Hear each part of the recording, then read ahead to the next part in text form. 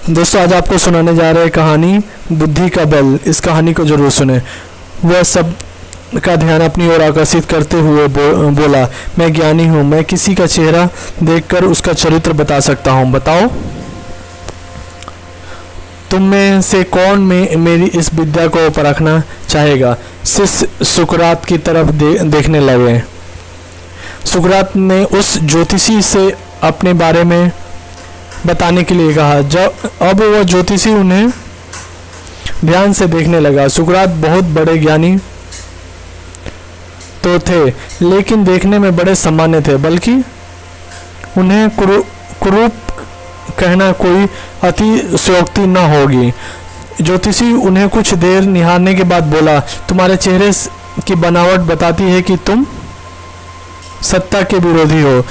तुम्हारे अंदर द्रोह करने की भावना प्रबल है।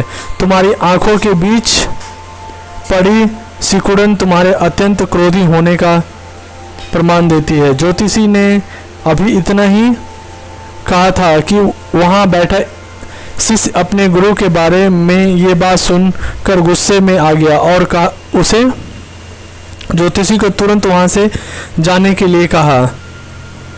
पर सुकरात ने उन्हें शांत करते हुए ज्योतिषी को अपनी बात पूर्ण करने के लिए कहा। ज्योतिषी बोला, तुम्हारा बेडौल शरीर और माथे पे पता चलता है कि तुम एक लालची ज्योतिषी हो और तुम्हारी ठुंडी की बनावट तुम्हारी सनकी होने की तरफ इशारा करती है। इतना सुनकर शिष्य और भी क्रोधित हो गया और पर इसके उलट सुकरात प्रसन्न हो गए और ज्योतिषी को इनाम देकर विदा किया।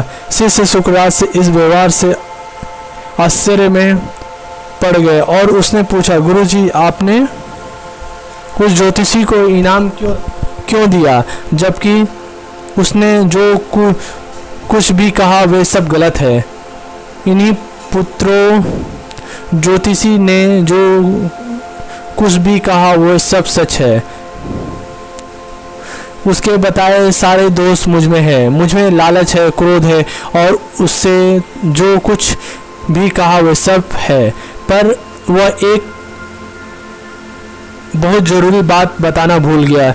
उससे सिर्फ बाहरी चीज़ों देखी पर अंदर के विवेक को नहीं आंक पाया, जिसके बल पर मैं इन सारी बुराइयों को अपने बस में किए रहता हूँ। बस वह यही चूक गया। वह मेरी बुद्धि के बल को नहीं समझ पाया। सुकरात ने अपनी बात पूर्ण की।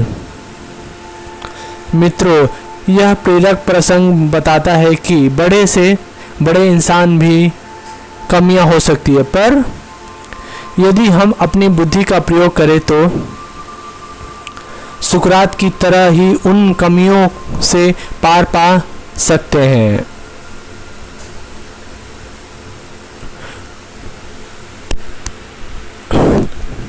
और अधिक कहानी सुनने के लिए मेरे